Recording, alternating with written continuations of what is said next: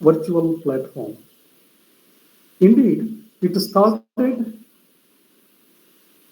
at a time when the whole world was crushed under the terrific attack of COVID pandemic. In the last 2 years, Dharwad Katte has organized over 100 of programs wherein the best minds from Karnataka, from the several parts of India, and also some of the NRIs have participated and delivered their talks.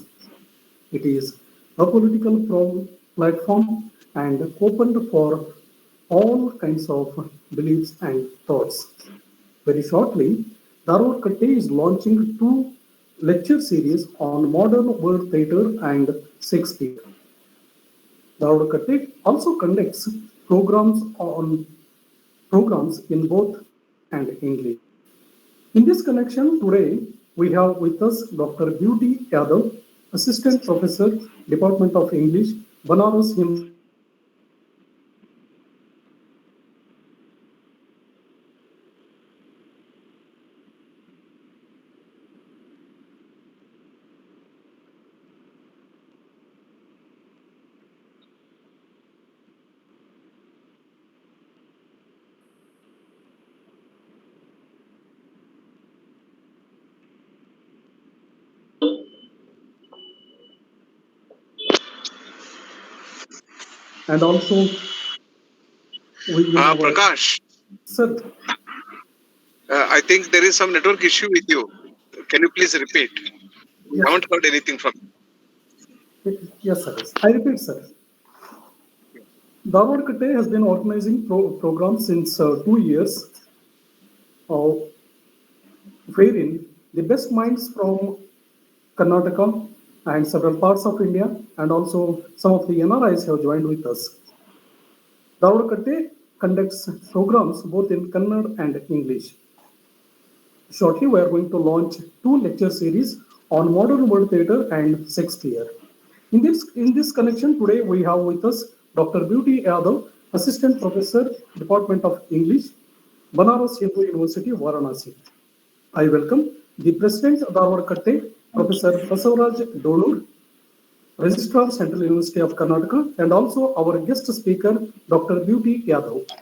Thank I you. also welcome all the listeners and who joined with us on this virtual platform and also who are with us in our social media.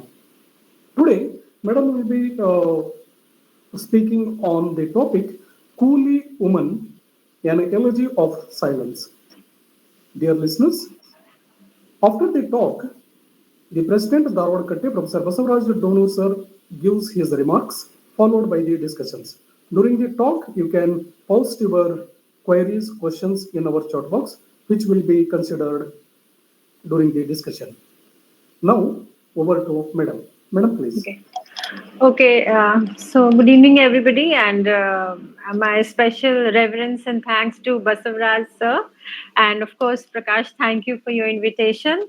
So, dear listeners, before I say much, I'll start to put forward my views on the topic today, that is Holy Woman, an elegy of silence. So I am sure that most of us may not know Holy Woman is a non-fiction work written by Gotra Bahadur. She is a researcher and a historian in US, and what made me or what gave me this passionate instinct to associate with her work, I'll just tell a small narrative regarding it.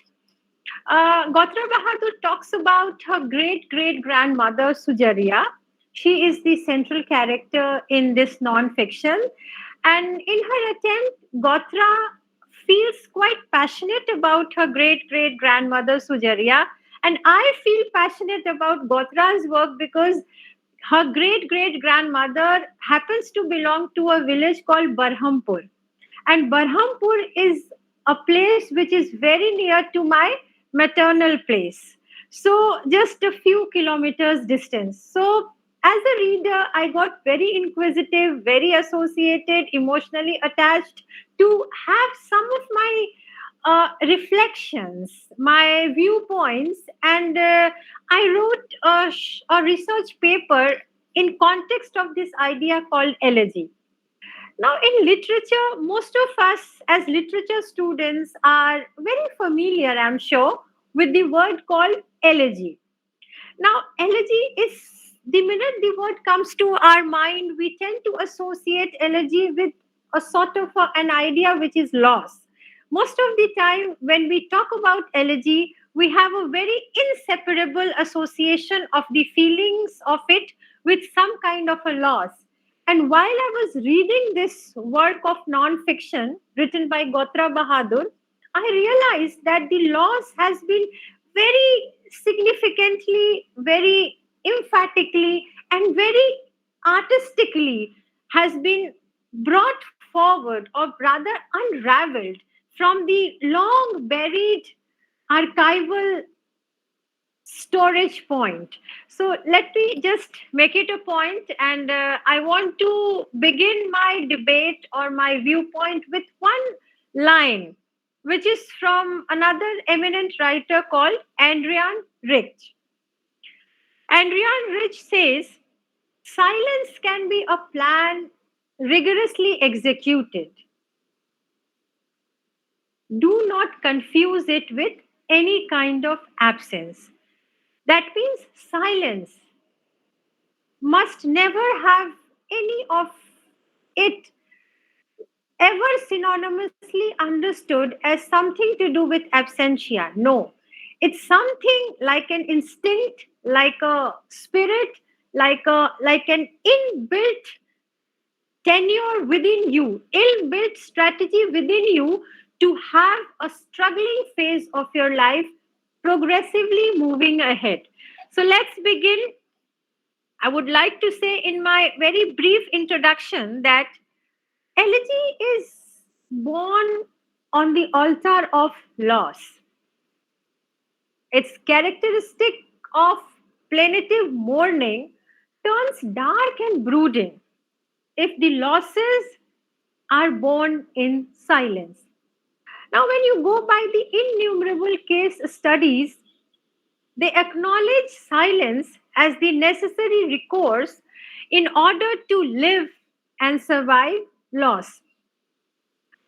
Most of the time, we feel that losses inflict pain, but losses experienced during the crossing of boundaries has been equated with killing anyone in battle. So, such is the intensity of loss when it is during the crossing of boundaries. Loss may, in fact, be inextricable from our general experience. Now, Bahadur's Coolie woman, what is so emphatic about it? Now, Bahadur's Coolie woman chronicles indentured everyday experiences which involved resistance, resistance against the loss of culture, of memory, of dialect.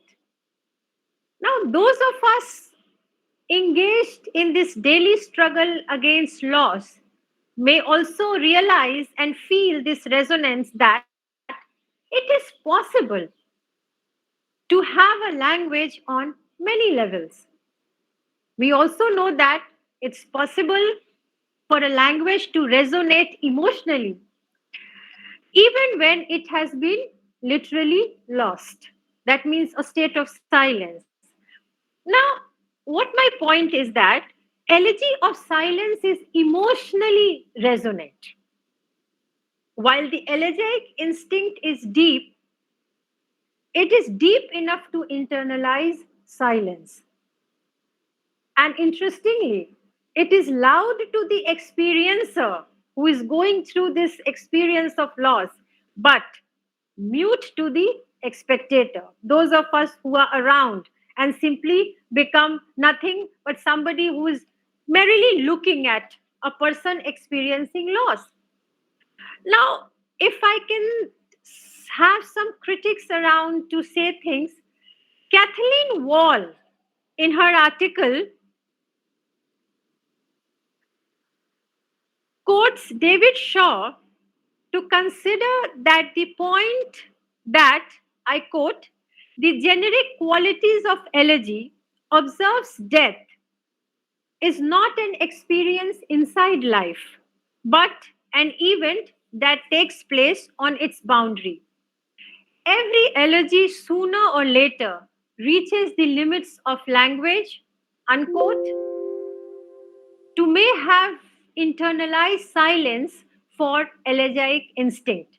Now, to support this particular point, I may share with you the Elisa Trost, who in her book review, or rather a point of discussion, has been perceived sensitive while registering the resonance of loss to reflect her own awareness of it to complement the author's implicit assumptions. And she says, silence, Bahadur speculates, can be a purposeful act of forgetting, an understandable response to the trauma of indentureship. So, all this trauma, the sense of loss that you may have around the existence of the indentured people at large. Now, if you go by the, or rather, if you go in consonance with the modern elegiac temper, how the recent critics have been stating their viewpoints in context of elegy, I may bring before you the point made by John B. Vickery.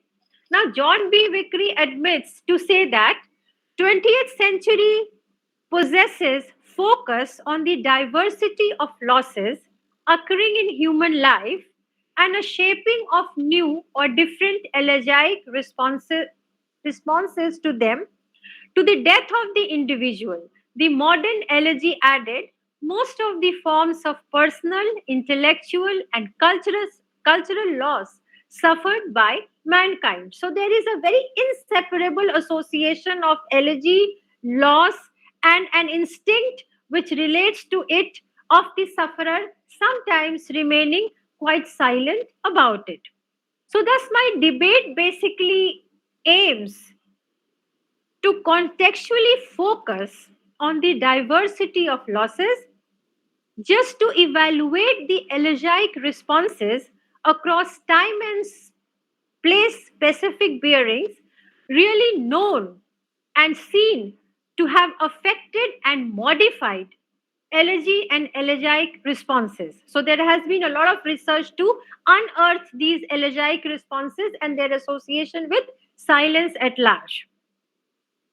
Now, while within the elegy, the loss and the framing of loss continue as an inseparable motivation for internalizing the familiarity and the association with what has been lost to attain perhaps new forms of elegiac responses. So it comes in continuity. You have an association of elegiac and an idea of loss, and then that multiplies to give you the impetus to go for more and more such experiences. Although you may say that proliferations of forms of movement and the different ways of experiencing that movement seen throughout culture, of course, are different and affect differently. So, it could be different in context of endangered women. It could be different in context of, let's say, slaves in American slavery times, how it used to be. Now, elegy in consonance with different forms of movement and adaptations manages to possess one commonality. That's interesting. Even if interpreted as a work to be understood differentially in relation to other times and places. Now, what is the commonality that can be seen at large? Now, the commonality is the relevance of loss into the elegy. And to support my point, I bring before you the uh, quotes David Kennedy, in his book that is named as Elegy itself, argues with supporting quotes from another writer called Georgian Agamben to say that, and I quote, we live in a profoundly melancholic age, and that melancholy involves not only an attachment to loss, but also the pleasurable anticipation of loss. Unquote. Therefore, we may say that loss obtains the characteristic commonality of being an essential prerequisite. I repeat, being an essential prerequisite to elegiac responses, irrespective irrespective of whether understood differentially in relation to other times and places, or it reaches the limits of language to experience pleasurable anticipation of loss, that is, when it is no more the language, it is the experience in silence. Now, if you go around seeing its connection of speech and silence and the instinct of it through association of it with loss, I may bring before you another interesting point from the 3rd century BC when the poet Theophrastus in his first idyll establishes, and I quote, the relationship between speech and silence to which later elegists habitually return. That means this speech and silence correlation, and with it, the very idea of elegy is an inseparable point, and that has been seen and seen through a very critical conceptualizations even in the 3rd century BC. Now, the expectation for women. Now, silence, speech, elegy, glosses, and other things now continuing to associate their relevance of women in particular to say that the expectation of women as the other and the vulnerable, it really follows suit. I will bring before you a mention of an association named as Jahaji Sisters. It's a movement building organization, and their mission is to create a safe and equitable society for all Indo Caribbean women. So, Gotra Bahadur's work specifically highlights the existential whereabouts of the Indo Caribbean women. Now, this organization, Jahaji Sisters, were also in great conformity to agree to the point that, and they do feel piqued to admit to the point, and I quote, the historical practice of silence and acceptance is so ingrained in our community, in our culture, and in our women that it is hard to get women to come out and break the silence. So, the silence and the ingrained belief in feeling secured while being silent is an inseparable, or has been and had been an inseparable sort of an attire that women, Indo-Caribbean Coolie women in particular, have attained for themselves. Now, is it a simple matter of just keeping silence, or there are strategies behind the silence? That is also a very interesting matter of speculation. Now, if you talk about the strategies of silence, maybe the cycle of silences and the affecting motives to have silenced the other in their own narratives indicates the role of silence really to have become the purposeful priority to affect the historical production by those in power. Now, how that operates? Now, in consonance, maybe with the observation of some many historians and researchers, for instance, I may quote Michel Rolf Trollet. Michel, Michel Rolf Trollet admits to say that And I quote, silences can be made to enter the process of historical production at four crucial moments. So it is just not the silence about women adopting a silent demeanor in their lives, but silence also involved in historical processes of historical production and how basically four crucial level. And it's very interesting that I would like to draw your attention to these four crucial moments. The first one, the moment of fact creation, that is the making of sources, how these archival sources actually the procedural idea of the fact creation. Then, in the second crucial moment, you have the moment of fact assembly, that is the making of archives. Now, which information are to be kept, which are to be sidelined. Third is the moment of fact retrieval, that means the making of narratives. And the moment of retrospective significance, that is the making of history in the final instance. So these are the four crucial procedural moments, and silence is very interestingly maintained in between to devise the strategies of who needs to be kept and who needs to be completely done away with. Now, commonly, maybe as an audience, you may say or you may have this idea that these four moments are involved, very involved, and can be held responsible for affecting the historical productions into becoming a mere chronology of the presences and the absences. So sometimes history can become a mere chronology of presences and absences. Therefore, the resource material for the non-fiction, such as the facts collected to be embodied into the archives and the narratives, are neither neutral nor or natural. So these are basically what you gain through keeping a strict check over the absences and the presences.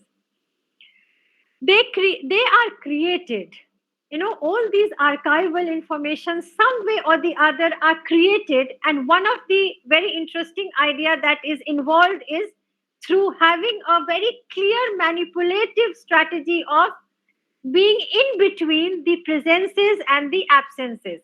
Now, as such, they are not mere presences and absences, but mentions or silences of various kinds or degrees. Now, to bring before you an interesting revelation from the side of an authority and a voice in himself, who is Brij V. Lal.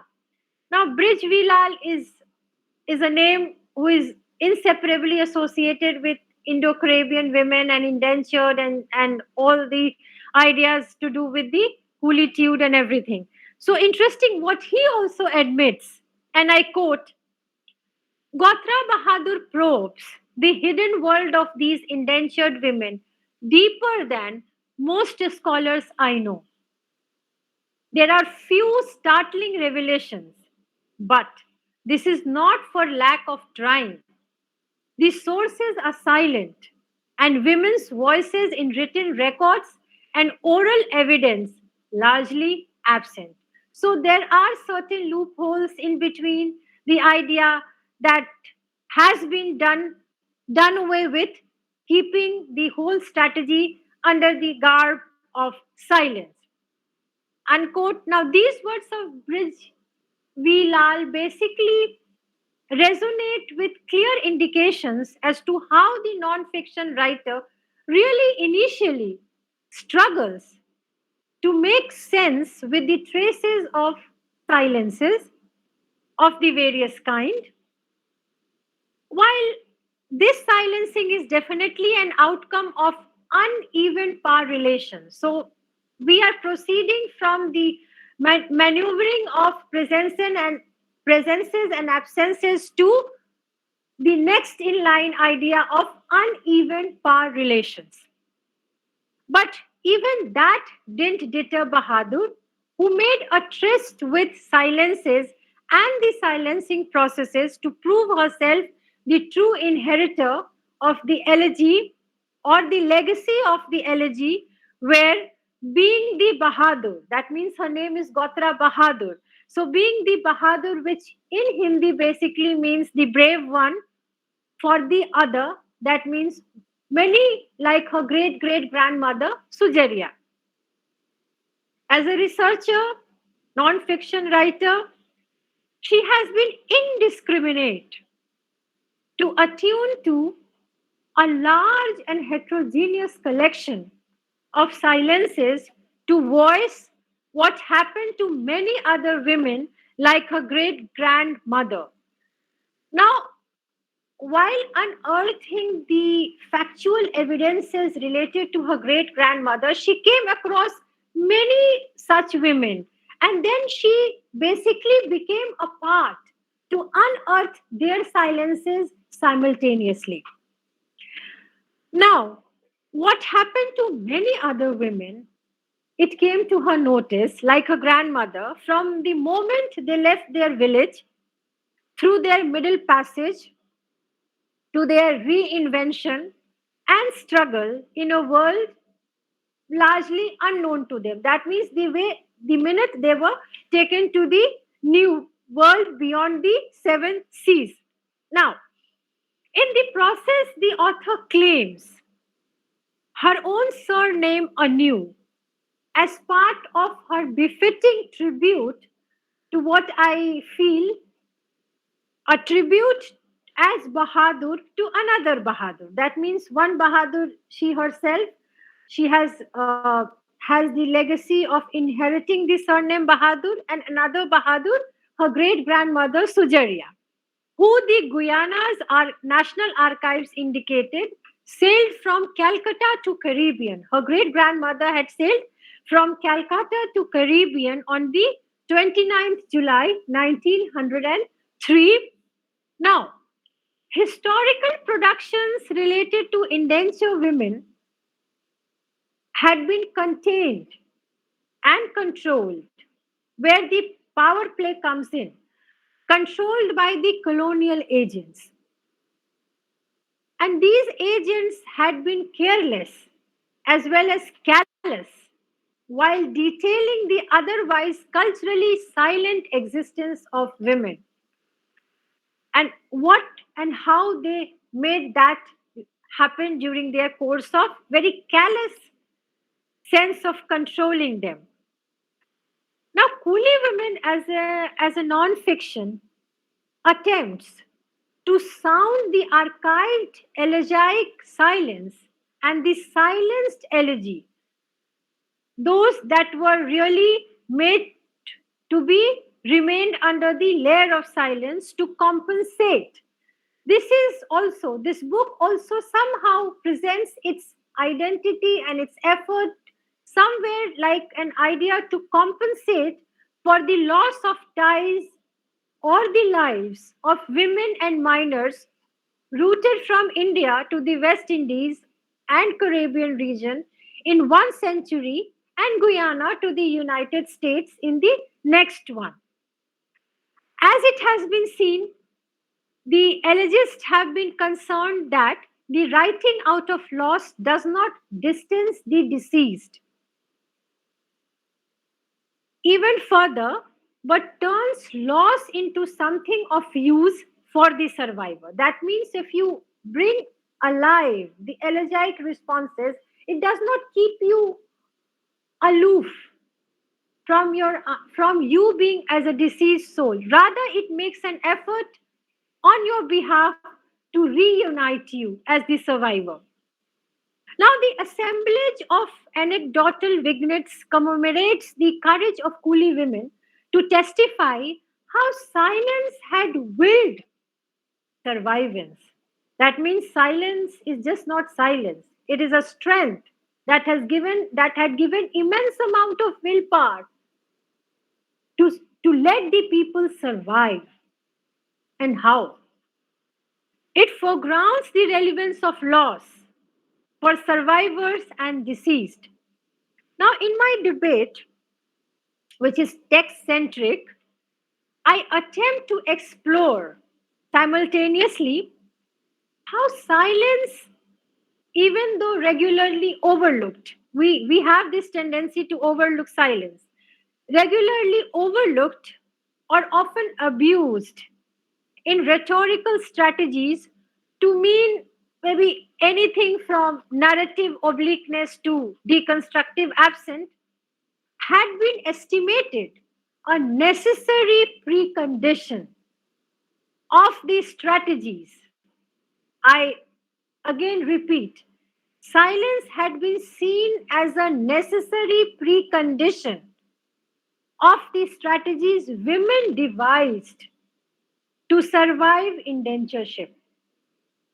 Even though silent laboring sabotaged their individual selves, it hadn't failed them the will to endure the subservience of coolidom. So, silence is a strength, is something that you nurture through time. Now, bringing the relevance of elegiac silence of coolie women may consequently pertains to what 19th century colonialism had done to over around 30 million human beings. 30 million human beings. It had really affected their lives. How? By changing them into coolies and the massive contribution of labor to colonial capitalism that made possible by this transmogrification is but one half of the story. I mean, this is just one half of the story that the colonial forces really under the captivating pressure of colonial capitalism had to really trap these people into coolitude. That's just the one half of the story. Now, the other half may not be just another half, as Valentine Daniel attempts to address in his somewhat similar to a preface to what he calls provisionally, if immodestly, an epic poem. Now, though Daniel's approach relates to Sri Lankan plantation laborers, but the word coolie, in keeping with one of its original meanings, carries baggage of colonialism for sure on its back and bears the burden of history. Now, Valentine Daniel admits that all the texts bearing the burden of colonial histories of indenture cannot also be read different. That means there is some way or the other a very clear similarity. And in context to what even Trollet perceived, and I quote, the historical narratives as bundle of silences. Trollet very minutely perceived these narratives and stated how the archivals really performed, and the informations was taught to say that historical narratives as bundle of silences, the result of a unique process and the operation required to deconstruct these silences will vary accordingly. Now, from the selection of the epic poem, now the poem that was written by Valentine Daniel, and only two lines I would like to bring before you, though it was written in context of Sri Lankan laborers, but the relevance of the field I want to bring with the debate that I am putting before you. The two lines that I quote from the poem The Coolie: the loss of life was barely felt, for there was more from whence they came. So, another half of the story is very correlative to this last line, from whence they came. So, this idea from whence they came, there is a lot that is hidden and needs to be unearthed to look around the life and the existential ideas behind the very bundled up existence of coolie women. Coolie women. Coolie women in particular. Coolie men, there has been lots that had been said. Now, in context of the idea from whence they came, when we associate it with coolie woman, that means the non-fiction coolie woman, the reader may feel that coolie woman roots through the lives of ostracized women who were tricked into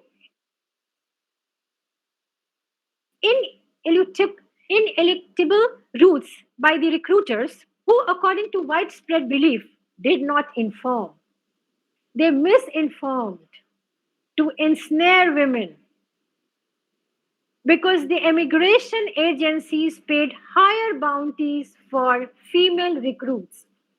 Besides, there was more from whence they came, had women infused with an anger born of pain and oppression who willingly left India. It was just not about women being forcefully ensnared.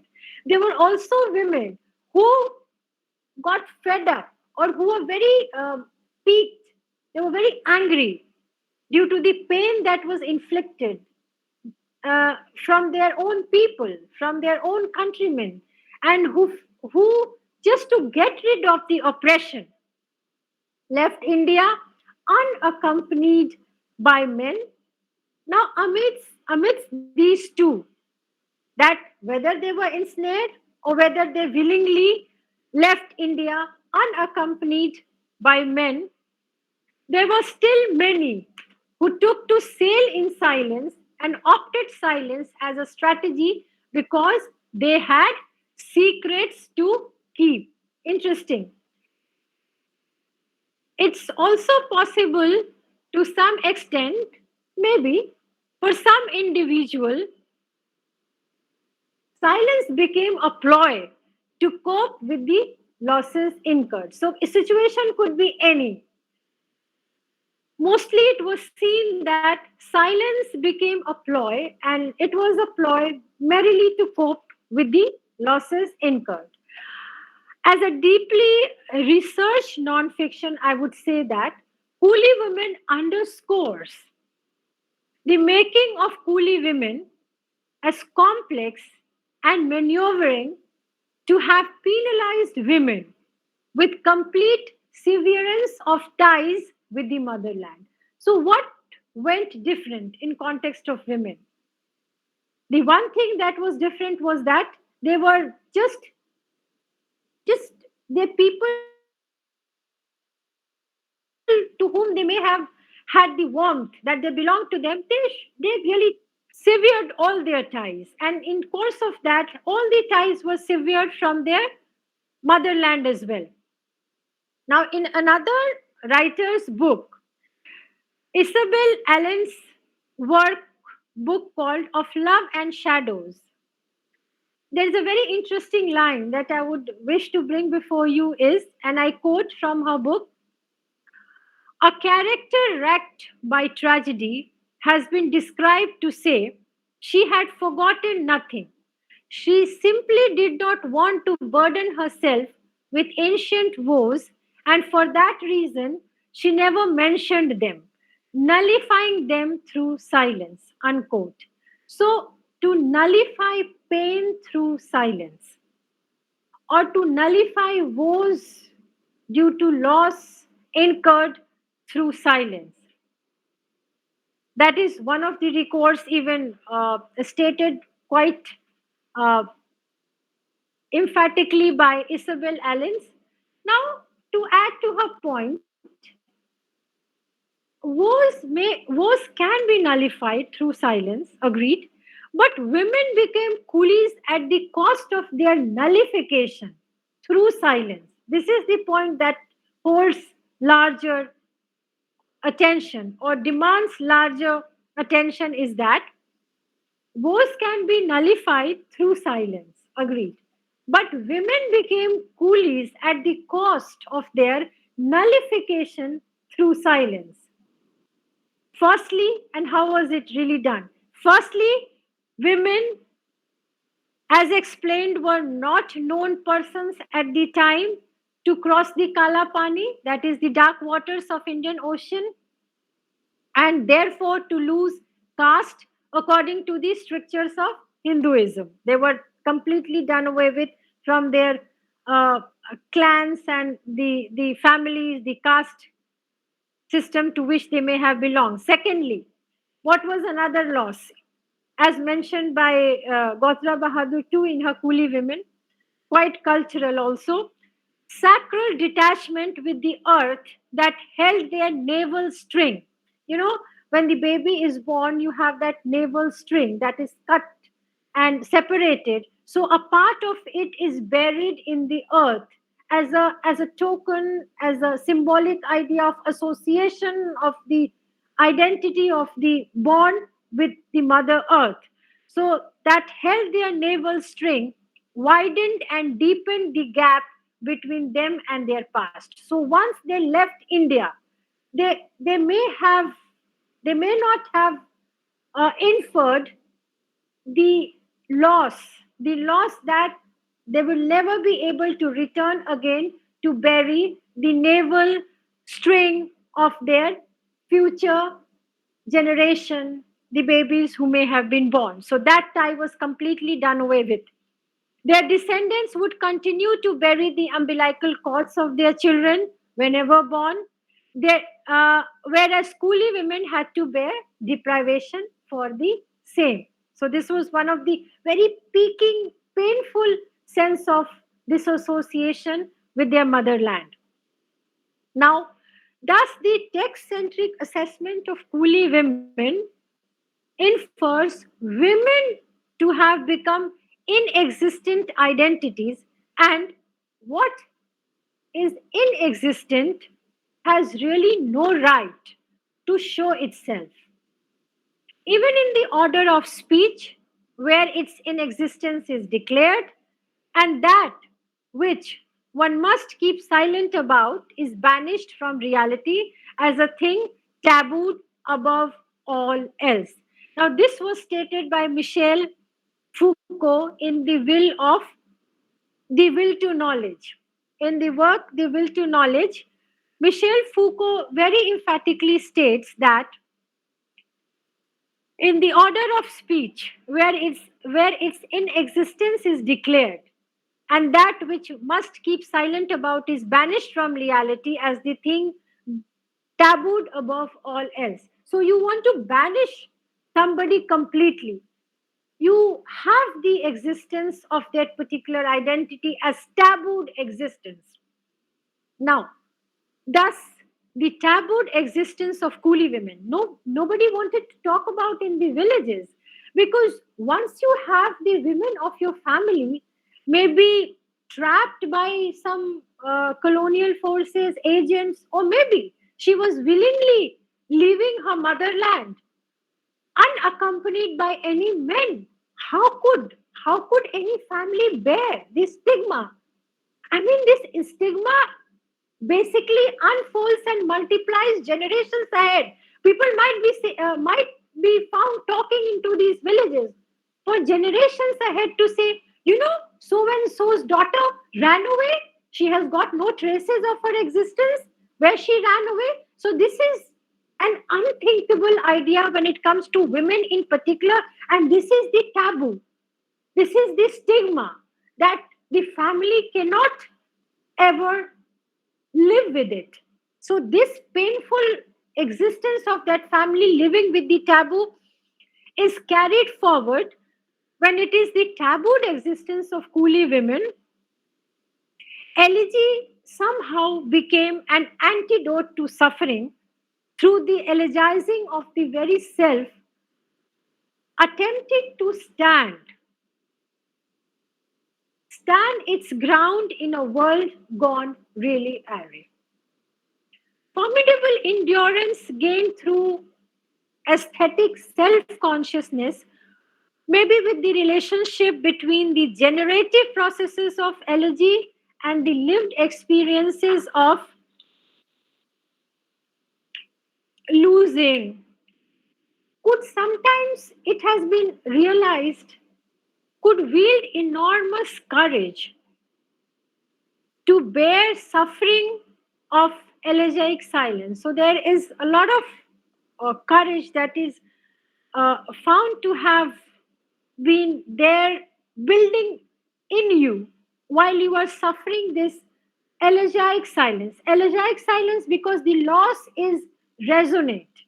The resonance of loss. You are living with the resonance of loss. And that resonance of loss is basically the centric idea of elegiac silence. Moreover, the elegiac was not just about the lived experiences of losing or the loss of life. It also contained clear strains of colonial subjugation. So it was just not about the loss of life or loss of culture or loss of home, loss of motherland. It was also colonial subjugation, accompanied by sexual servitude and the silent sabotaging to cripple the lives of women workforce. So it was just not that women, whether trapped or willingly leaving their country, leaving their motherland, unaccompanied by men, they were allowed to lead their life quite peacefully, quite comfortably. No, there were other forces making their life quite, a state of complete suffering. Now, consistent victimization against coolie women had grown quite pathetic, even while their course of while traveling on those ships. Even when they reached to the Caribbean island in the latter years of the indenture, though the suffering in context of women, in share of women, had never stopped.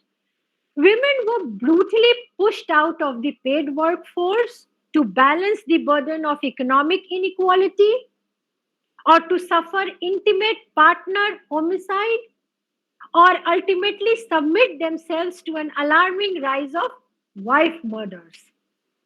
Most commonly, as we see the archival, you know, informations that have been incorporated into coolie women, the victims, now some of the instances are very agonizing, like shocking. For instance, the victims were chopped with a cutlass or stabbed with a kitchen knife.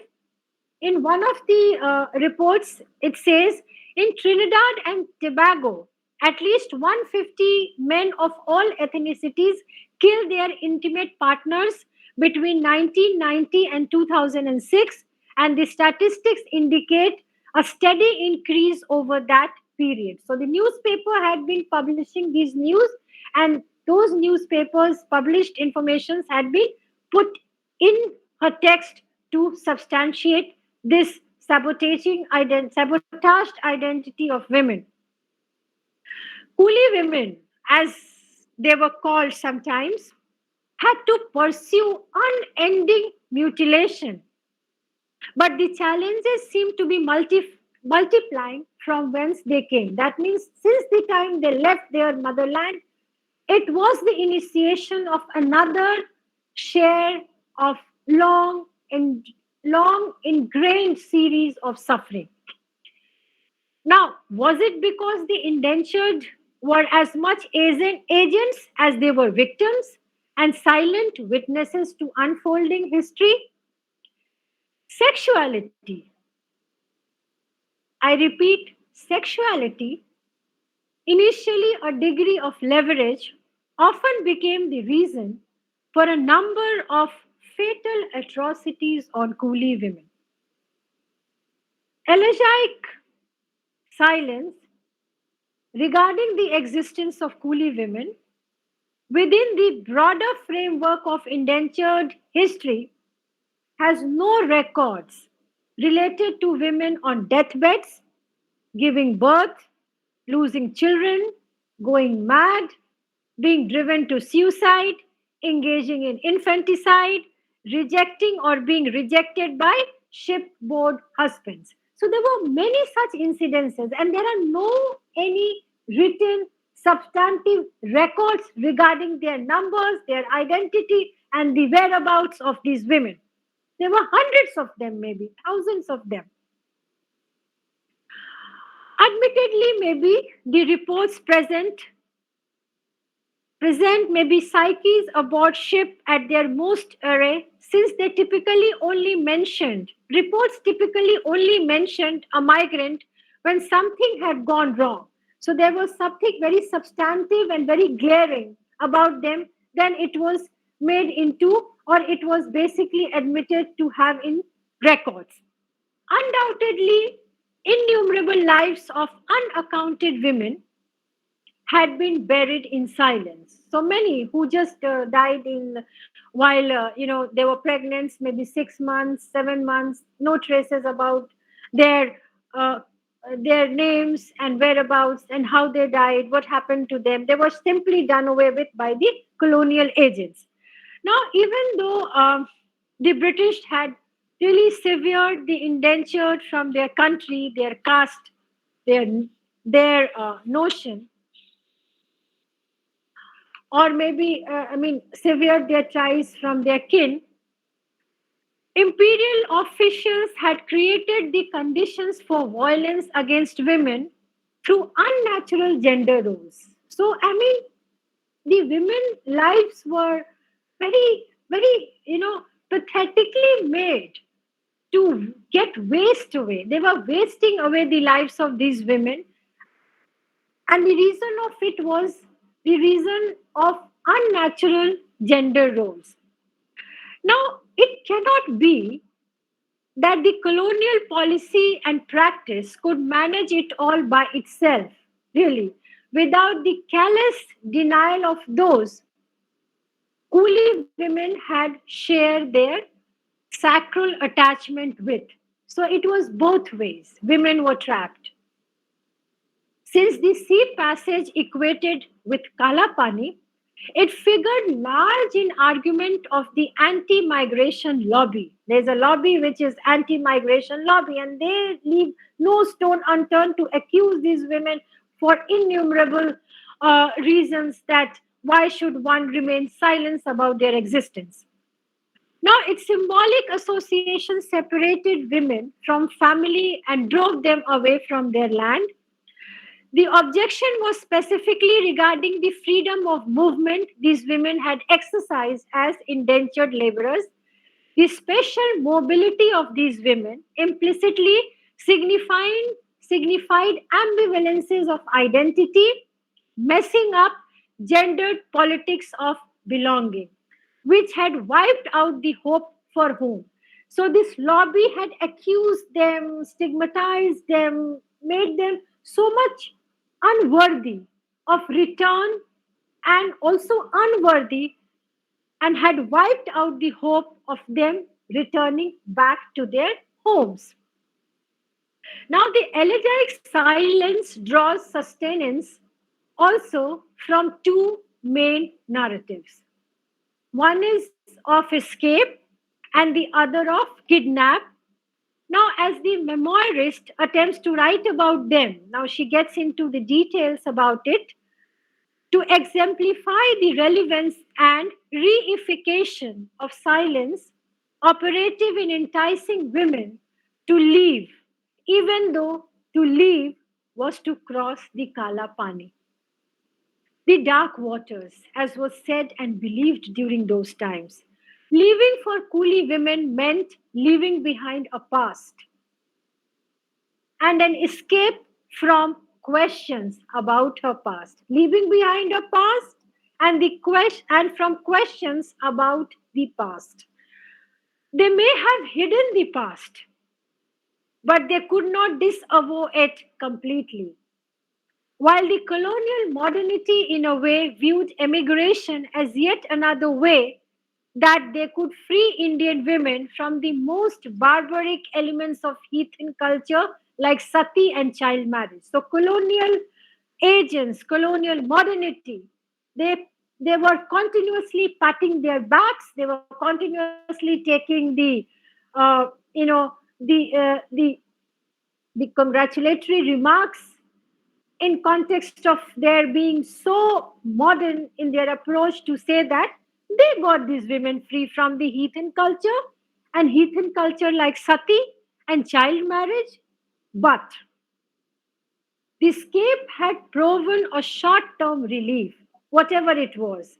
But it was a short term relief because it was awaiting the brutal kidnap. The paradoxical nature of colonial modernity was itself trapped into its own liberating mission. Interestingly, caught in the flux of demand and supply, excuse me, the colonial modernity and the forces operative behind it were interestingly themselves trapped into the flux of demand and supply, and they had no options but to kidnap women through agents of recruiters, coercive legal measures, or branding them as outcasts to be deputed into sexual servitude. If ships, interesting facts, and maybe very few may have the idea, the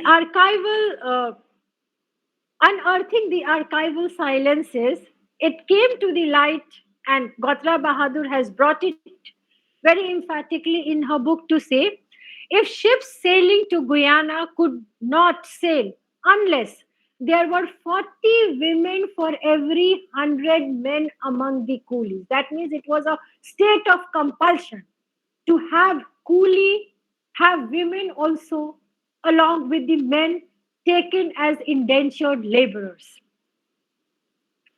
The announcement that its soldiers in India, infected with venereal disease to an alarming degree, needed access to safer sex, was even though unofficial, but no better, because it seemed the paradoxical colonial modernity had stealthily prepared to extract the price for the freedom or favors their civilizing mission had bestowed upon women. Since the onus of demand fell on the lives of women, they had to be kidnapped into sexual servitude, mostly outside the reproductive economy, which was definite to result into the polymorphism of imposed or mutual silences. Now, the revelations that come alive are quite shocking and could sound very brutal.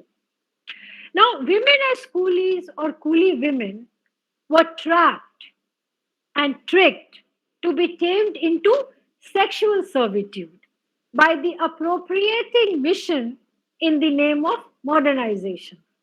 They could be called the forerunners of the intimate labor industry, tending to the needs of colonizers and the colonized. The nonfiction unwinds how labor was feminized to be gender enrolled into sexual servitude in expectation of female labor to involve in intersection of bodies, bodily exchanges, and interplay of sexuality. Sexual servitude since colonial period can be conceived as the business of intimacy, which either trades, sells, or shares the construction of sexed individual as commodity at the disposal of consumer. How really? Coolie women became commodities, sexed individuals who were at the disposal of consumers. Like it could be coolie men also, it could be the colonizers themselves. Now, coolie women, the book, the non-fiction, is replete with archived subjectivities of women who were lured, pushed into sexual intercourse, instrument, instrumental rapes, brutalities of CDA.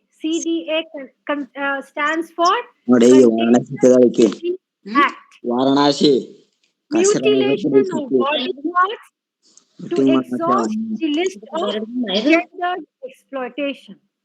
Dharwad university Now, the modernization mission of the imperial power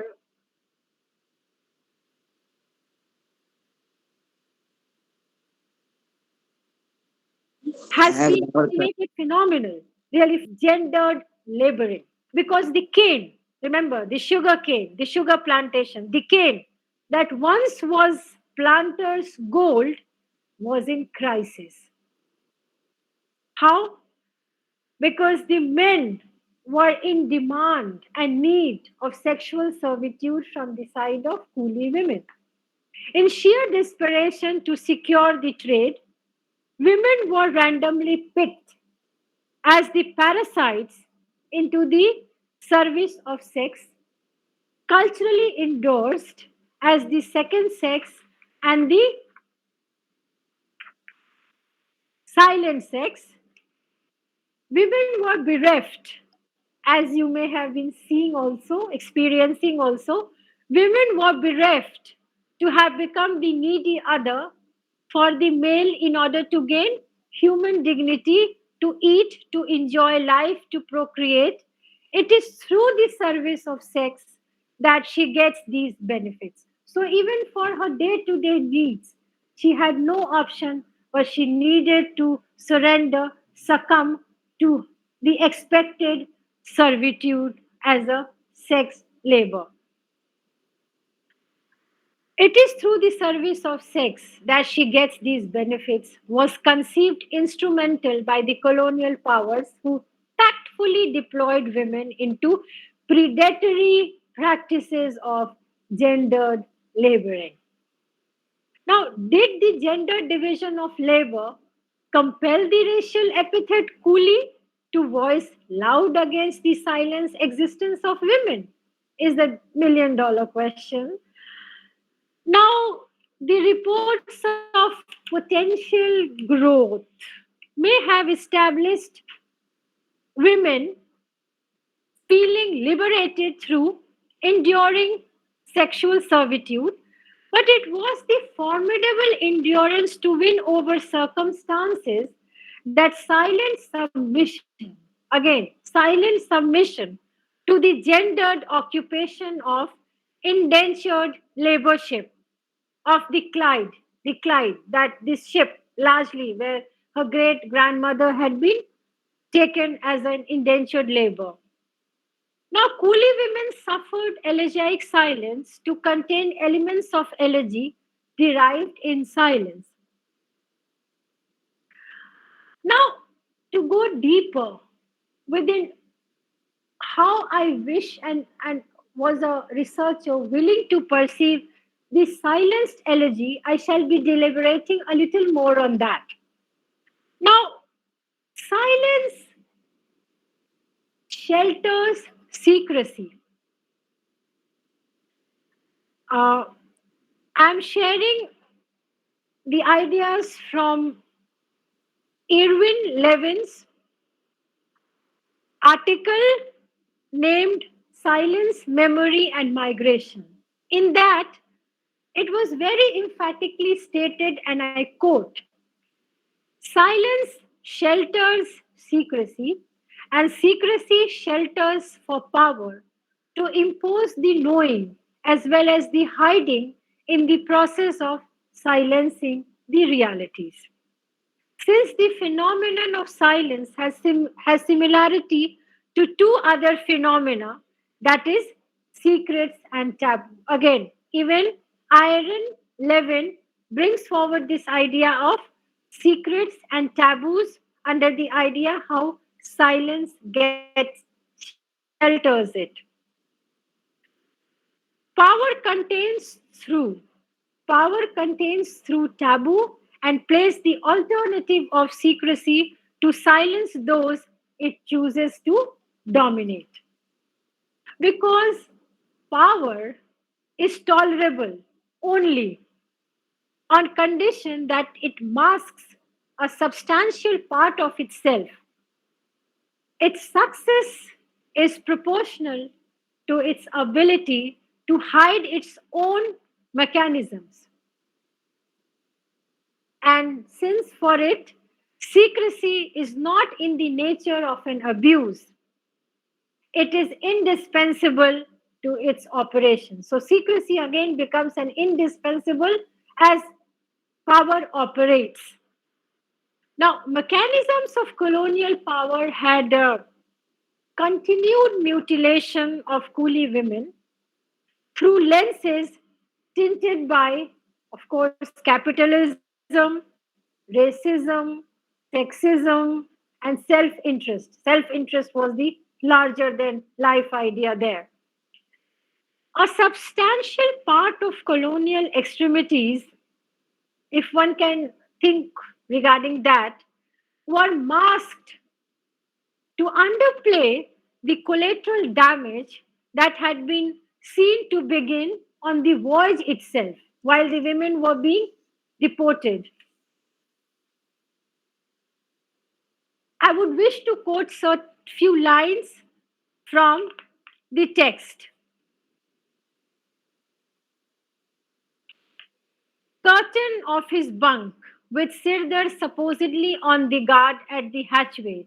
It isn't clear how Saroda, that was her name, she was 7 or 8 years old, could have clambered up unnoticed into such a prohibited area. And it isn't clear why she was there, apparently waiting to be brought inside. Meredith not only let her in, he lifted her into the bunk where she was outraged. And it isn't clear what accessory role Meredith may have played in the child's rape. A few sailors claimed that he put the girl in more than one bunk that night. Now, these are some of the lines from the book Coolie Women, which talks about a miner named Saroda and how Saroda was taken into different bunk like cubicles and she was rather raped a number of times. Now, Saroda was a motherless minor and not an indenture during the existing sense of the term.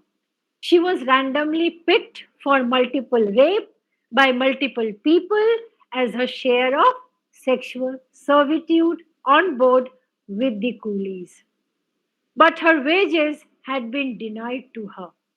Meanwhile, her case was put before the British Council for an official hearing, but the tampered testimony of a motherless victim read as Saroda, immigrant child number 451, says, and I quote, I know the accused. I was in his bunk some days ago. I have often been in his bunk. The child, being frightened, is unable or unwilling to give any definite statement as to what happened. So, people speaking on behalf of the child, and they are putting voices in her mouth to say that she's so frightened that she cannot become an evidence and a voice to have her share of justice.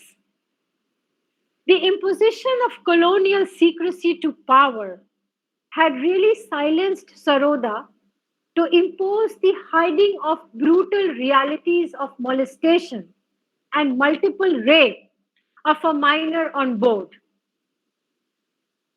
Flagrant violation of her individuality as minor and a girl had no glimpses of grief on the face even of her father. That's how Gotra admits in her non-fiction.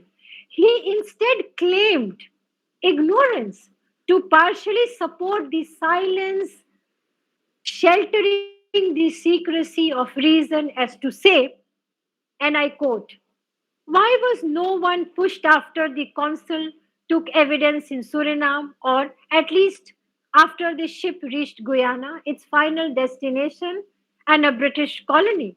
Unquote. No one took notice, no one paid heed as to whether somebody could do something to allow her some share of justice to Saroda. Fixed silence of the British magistrates the claimed ignorance of her father, Father Saroda's father, failed courage on the part of the sailors who had witnessed the outrage with their bare eyes, and no protest by the rest on board had mincingly calligraphed the poetics of elegy. This is the elegy, that is the inseparable part of the suffering of a minor girl, mourning the erasure of Saroda, emigrant child number 451. The erasure of the minor and children have not yet ceased. So, Saroda is just one of the examples. Now, Patricia Romito voices concern in acceptance of the fact that whatever and wherever children, this is in particular context of children, and I quote, Patricia Romito voices, and I quote, children who are the victims of sexual violence and particularly the victims of incest may be reduced to silence once again while the abusers go unpunished. Unquote. Saroda is fortunate to have gained acceptance as silence incarnate to persuade for a reference, at least in Coolie women. Bahadur, as a memoirist, seems to have shared her silence while attempting for the elegiac unsaid on her behalf. But quite often, and specifically in the context of indentured women, effort to speak on their behalf had leveled them adulterous to denigrate their laboring potential as coolie women. Now, when we move ahead, it's never quite easy to console the erased identities. Sounding their silences might matter for those who may mourn their eraser into the elegy they are inscribed. But in fact, sounding the silences in context of elegiac figures like Saroda supports the momentum for the antidote because the antidote to the silence of the past is a loud, clear voice in the present and future. This voice can manifest itself in many forms, including memorial sites, curriculum revision, and the like, to be used as a counterbalance and a leverage action to reduce the shaming, to acknowledge the mourning of the incest and the outrage. That means instead of shaming these souls and under the garb of making them the tabooed creatures and forgetting about them, one could still put the injustice, one could still have the might and the courage to acknowledge the injustice done to these souls to underscore their relevance and their identity. Coolie women endured gendering, of course, in their day to day realities of gaining a living, avoiding or escaping oppressive relationships, and seeking to form a more maintained and more sort of a maintained positive alliances because they were now coming and they were building new association with the men around. Now, in the process to adapt to the practices of colonial indentureship, Coolie women estimated silence, according to what we read in the collection of even Gotra Bahadur. They estimated silence to compensate for the defiance of patriarchy that had worked in tandem with colonial policies to thrive on women, overlooked as muted group. In many societies, as we can see in history books also, women seem to have been always overlooked. They are, in one sense, silenced, or as Shirley and Edwin Erdner first put They have put it in the 1970s in one of their works called Silence, Memory, and Migration Again. And I quote, women represent the archetypal muted group. So women are very synonymously associated to be taken under no consideration, and they are bundled up as muted group. Now I debate here to explore into the alleged taboo to further supplement the techniques used in silencing processes like negative stereotyping, namelessness, denial, eraser, non-naming, partial naming, encoding, omission, veiling, fragmentation, and even lying. Coolie women from India were placed under the taboo, of course, because traveling overseas by water was a caste taboo, especially Dalits and women had a more ambiguous view about crossing the ocean. And they belonged to muted group, and of course that meant to suffer disapproval and deprivation of the advantage of having the family name. Levin writes, and I quote, when one breaks a taboo, one is met with disapproval. To be silent about it is a way to avoid disapproval. Unquote. So, however, in the context of coolie women, silence, sheltered, large scale community disapprovals to excommunicate indentured women, and even Gotra Bahadur's coolie woman revives how Sujaria, her great grandmother, had been the hero of her story to blur the boundaries of caste centric patriarchal lines to draw strength from a decidedly masculine title of Bahadur for herself and for all the rest who had been excommunicated for crossing boundaries. Sujaria had the most to lose by crossing the Indian Ocean. This was forbidden passage, especially for a woman, especially for a Brahmin, and most especially for a Brahmin woman traveling without a male relative.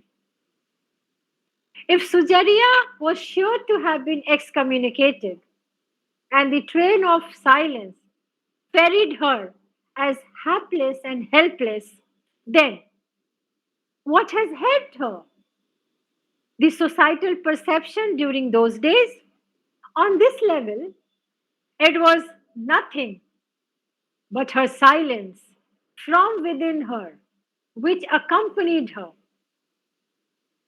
And I quote Bailey from one of the articles called African Voices of the Atlantic Slave Trade to say, and I quote, it is a silence born out of struggle, the struggle of the past, and the simple will to survive the present in the best way possible. Unquote. So, this is what is, according to me, and I underscore the idea to state in context of Sujaria that this struggle of the past and simple will to survive in the present while keeping her silent demeanor may have allowed Sujaria to sail ahead in her life. Apart from all the deliberations about indenture servitude, irregularities in the itineraries mentioned in contracts, falling rates of free return passage to India. Now, these are most arid facts of the matter.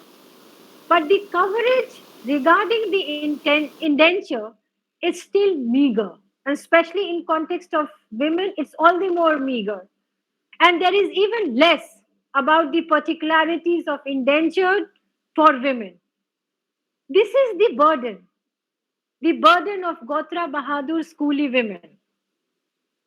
Even though the burden had silenced shrieks, muffled voices, grown psychological distances, it had failed to silence the mourning self who yearned for the past, the lost past. Though Sujaria survived to create her family in Burbis, and I quote the whereabouts from the archival notes, this feat of survival and in slow time progress was not without cost.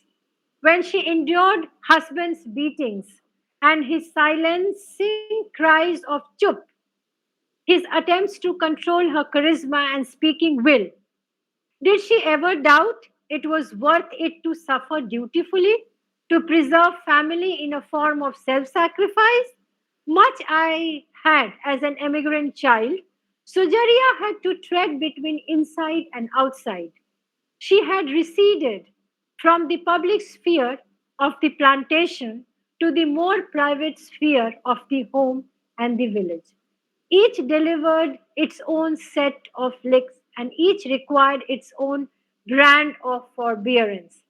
As much as religion or culture, imperial policy had nudged her inside.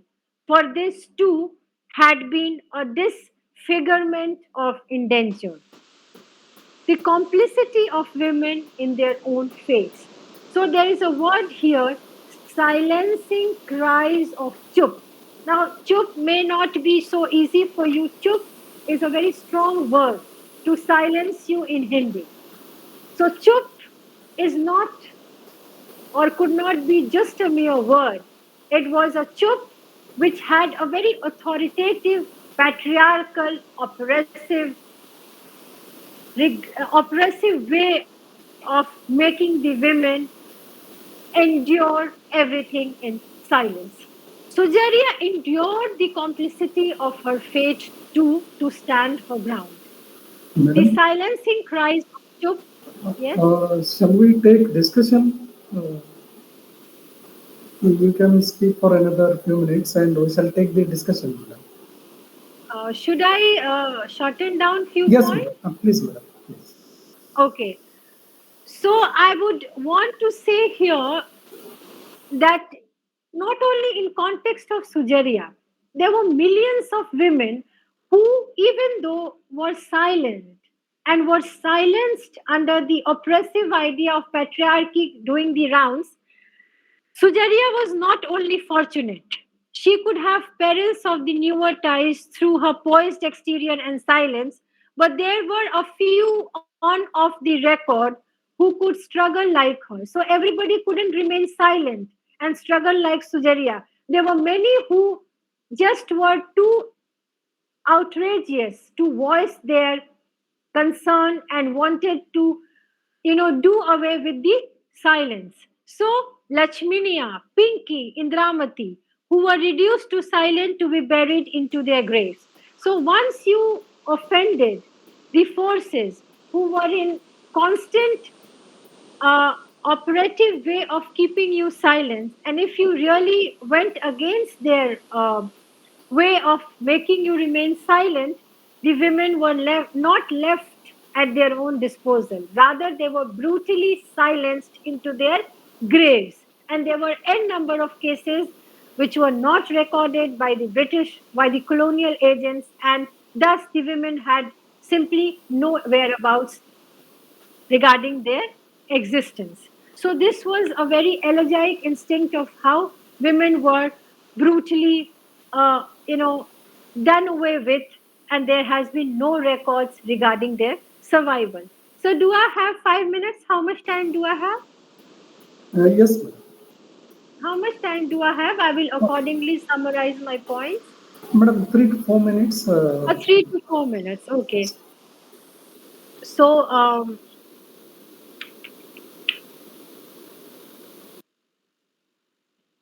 while I was deliberating my ideas in context of coolie women, my point which I wanted to bring forward to the audience is that Elegy of silence. Elegy is the resonance within you, even though you are silent, regarding injustices, regarding mutilation, regarding sexual servitude. The role of silence and melancholy, that again is relevant in stereotyping coolie women as the gendered other, was not a mere idea of silence. Though silenced condition can be understood and can be symbolized as the marginalized condition, coolie women survived. How are we all today sharing their existence, talking about them? Because they are still buried in the archives, and certain efforts like Gotra Bahadur got them out of the archives, unraveled their silences to bring their stories before you. And today we all are here sharing the incidences regarding their life. So we can say confidently that though silenced condition is the marginalized condition, coolie women survived marginalization under the indomitable strength of silence when accompanied by mourning. So, mourning is just not about weeping and crying, it is a kind of an internal gaining of strength, gaining of strength for the hope to survive. Laboring in silence had been understood as the ultimate panacea for their ills in elegiac servitude. Moreover, it is truism too that social and cultural impositions were, are exclusively binding and curtail women's right to equality even in labor. That means when you are opting to labor as equal to men, there also you are not given the equality of representation. Suffering endured problematized the truism to testify the role of formidable silence that women alone were or are spirited to possess. So, women mostly pushed towards the fringes to be taken as fragile sexes. Not to forget, they are the nurturing souls of formidable silence, and they have that spirited soul within them to possess that strength. As poised sojourners, they had found solace in their losses, which is not really easy to do, not as the powerless other, but like the other who was unrelenting, although in silence. So, this is, I summarize my paper here and summarize my idea in context to say that it is silence which gives you indomitable strength, and through this strength, these women could survive. Okay, yes. Thank you, madam. Now I request President of Harvard Kate, Professor Vasundas Gonu, sir, to speak at 2 minutes. Sir, please. Good evening. Yes, sir, you are audible, sir. Please. Yes, sir. Good evening. Namaste. Uh, Excellent talk delivered by Dr. Beauty Yadav on coolie women and energy of sanity. It's an 80-minute talk, and she has touched upon all important aspects of women predicament. It's a well prepared and well delivered talk. I don't have more to add to what she has said because she has delivered very comprehensive, detailed, very analytical, thought provoking lecture. I must thank her on behalf of Howard Kate for having accepted our invitation and delivered a wonderful talk, which I'm sure that the viewers of Howard Kate will remember for a long time. Coolie woman is a non-fiction, as she has said. It's a biography written by Bahadur Ji Bahadur, and it is a biography of Sujeria, the great grandmother of the author. In her presentation, Dr. Beauty has given us a lot of insights into women problems and women issues. And let us not talk about the women predicament century ago or 2 centuries ago. Even today, women face certain problems of very grave nature, both at home and outside her house. Now, so all of us have to think very seriously about women issues and women problems, and we have to make a very sincere attempt to find answers to a lot of questions that she asks. And we are very liberal. It said we are all of us are living in a democratic setup today, and women to enjoy their rights and their privileges, and nobody can discriminate against women as for because there are laws which protect which protect her interest, and she is educated, and she knows her rights and her responsibilities and so on. Still, there are many instances where we can where woman is still discriminated, where woman is still looked down upon. So, a book of this kind, a biography of this kind, should make us understand the problem of women, and make men become more responsible. I do not say that men are all men are irresponsible and all women are responsible. I don't come to that hasty conclusion. But it's all said and done. It's a our society is patriarchal in nature, and power makes all the difference. Yes. And unless power is shared equally with women and with with the scheduled castes and tribes, it's very I difficult agree. to establish an ideal society, a healthy society, a I agree. society where everybody lives with self-respect, and so on. So all of us, especially those who have power and those who possess wealth, should be ready to share equally with Share. others. Yes. Unless Yes. we do that, we cannot establish an egalitarian society, an equal society. So, Yes. madam, your lecture, I'm sure, has made all of us to think seriously about what we are doing and what we are supposed to do. These are my Yes. this is only my these are my very scattered remarks on this occasion. I'm glad that our I Sir, I want to draw a very interesting insight as well, which is a very recent finding I have not really included here. While I just take 2 minutes, if that's permissible. I have got a friend of mine.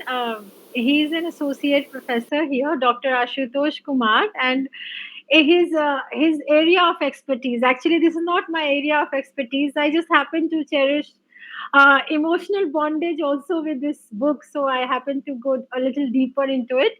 So while having a conversation with him regarding Coolie women itself, Gotra Bahadur also happens to be his friend also, which I came to know later. He said that, there is one thing that has gone a little disarray with the researcher, especially Gotra Bahadur, because in during the course of a book, Gotra Bahadur travels all the way from US down to Berhampur, and she comes to that same village to justify and substantiate what are her findings and what she really receives from the archives. So, Ashutosh was very interestingly sharing with me, and I wish to share with the audience that Gotra Bahadur brought the women folk together. She had her methodology of research to realize that it is through women she will get to know a great many facts about her great grandmother Sujaria. But Dr. Ashutosh was very emphatic to say that maybe Gotra Bahadur's methodology is a little incorrect because women are diasporic in the sense that after a certain age they are married off and they leave their village and they go away to maybe another village or wherever they are married. So a series of information, they could not be the authentic voices to tell her, rather the men, because even the patriarchal principles allows men to remain at their native villages for generation after generation. They don't have to go as the bride, and they are not, they are not done away with once they are married. They remain rooted to their village and home. So instead of collecting the women folk to unearth and collect the informations, I think Gotsala may have had it more strategically correct to have the men around her to collect the relevant informations about her great grandmother, which was quite interesting to know from the side of Dr. Ashutosh. So I thought I would share this with you. So how culturally also we are affected in our methodology to know the factual evidences about the very old and deceased ones. So this is just from my side. Thank you, Dr. Beauty. And these remarks of yours, I'm sure, will help our younger researchers. A lot of research scholars who also joined, they heard you today. I'm sure that they stand greatly benefited. And Yes. I wanted to just, I would like to add just one thing to Yeah. what you're saying, Mhm. because, and you can take questions if there Yes. are. Women make sacrifices from the beginning. Yes, sir. No, one, they have to leave the place of their birth, their parents, and Mhm. relatives, and go to a new place which is Mhm. quite unknown to her, Mhm. and live with the family members forever. This is Right. not a small sacrifice. This is something which men have to understand. Yes, sir. Anyway, It takes a lot, it's a sir. wonderful. It It's a takes a lot to, realign with something which is so unknown to you. So I think men should keep these things under great consideration, if I may request from my side. we must, madam. So Yes, thank you so much, and we will again contact you. You be part. I request you to be part of this forward session. yes, sir. Uh, My no, pleasure, sir. thank you so much, and over to Prakash. Yeah, Thank you, yeah, sir. it's my pleasure. So thank you so much, sir. Thank you, sir.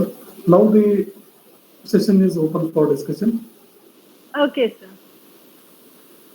Dear audience, you can ask, you can discuss, Yes, you can I share would your love to opinion. have the questions and any queries regarding the book. Though this is not my area of expertise, but I shall try my best to answer the questions. There are many research scholars, professors have joined with us. You can ask questions, talk to madam directly.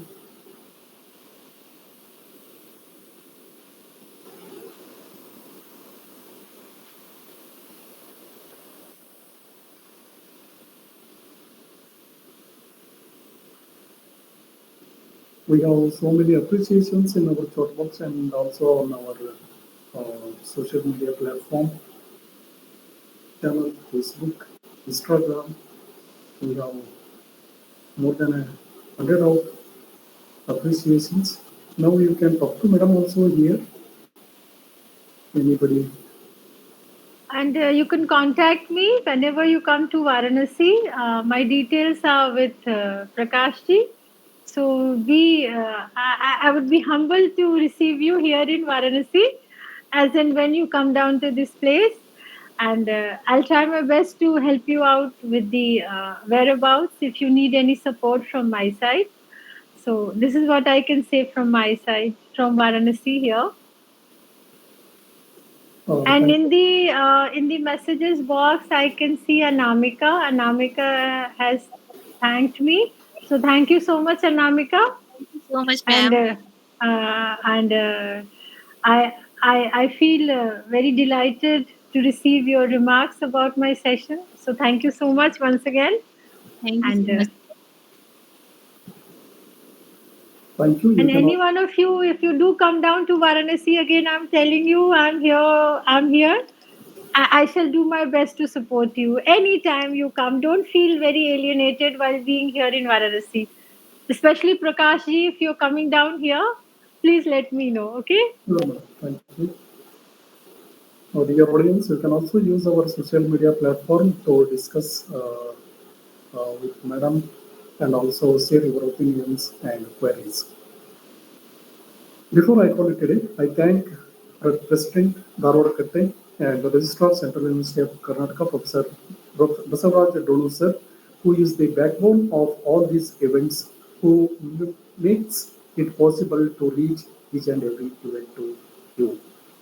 I also thank today's our guest speaker, Dr. Beauty Yadav, My who pleasure. accepted our invitation and shared her thoughts and gave her valuable time. I also thank our media persons who pass our events, make our events to reach to you on both electronic media and print media. I also thank all the audience who join with us every week, every Saturday, sharp at 6 o'clock, and they are with us till the end. And they also share their views on our social media. I thank our audience. I also thank the body of Dharwad Katte, our General Secretary, our Srimati Vijayalakshmi Dhanreddy Madam, our Treasurer Prakash Balikai from Dharwad, Teja Rangaswamy, Rohit, Bhagyasri, and all the other members. Once again, I thank you all. Madam, thank you. Sir, thank you. My pleasure, sir. We My meet, pleasure. thank you, madam. We meet coming Saturday, sharp at 6 o'clock. We have the inauguration of a two lecture series on Shakespeare, both in Kannada and English. We share the details on our social media platform and also in our WhatsApp groups. Thank you, one and all. Thank you, Stay sir. safe. Thank you so much. Good night. Thank you, audience. Thank Thank you. you so much. You be welcome.